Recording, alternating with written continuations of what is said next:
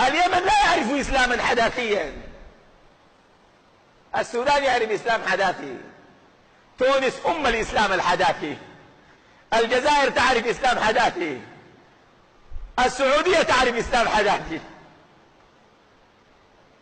أهل اليمن لا يعرفون الإسلام الحداثي، الإسلام الذي يعيد استنبات الفكر الغربي لكن يضع على وجهه لحية ويغطي وجهه بنقاب. هذا دين لا يعرفه أهل اليمن.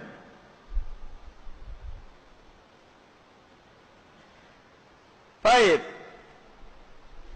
قال النووي رحمه الله تعالى في شرح هذا الحديث الذي رواه مسلم في صحيحه، حديث رقم 3301، قال النووي رحمه الله تعالى: هذه كرامة لأهل اليمن في تقديمهم في الشرب منه مجازاة لهم بحسن صنيعهم وتقدمهم في الإسلام، والأنصار من اليمن فيدفع غيرهم حتى يشربوا كما دفعوا في الدنيا عن نبي الله صلى الله عليه وآله وسلم أعداءه والمكروهات.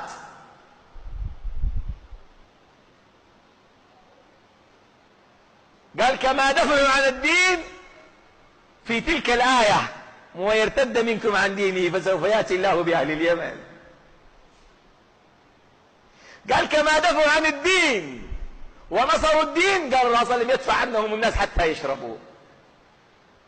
وأعظم ما في أهل اليمن أنهم يقدمون ما يقدمون من تضحيات، وهم أهل فقر،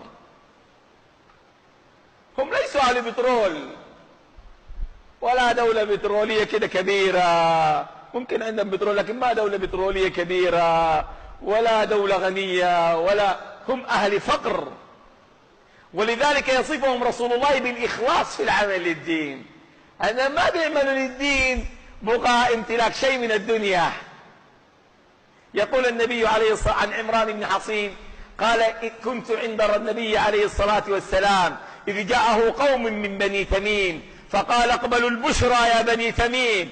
قالوا: بشرتنا يا رسول الله فاعطنا. قالوا: انت بشرتنا ادينا، انت مش بشرتنا ادينا. قال: فسكت النبي صلى الله عليه وسلم، فدخل ناس من اهل اليمن فقال: اقبلوا البشرى يا اهل اليمن. قالوا: اذ لم يقبلها بنو تميم. بنو تميم قلت لهم: انا بشرتكم. قالوا: ادينا. طيب كم بشرتنا؟ دايرين عاجله، دايرين عاجله.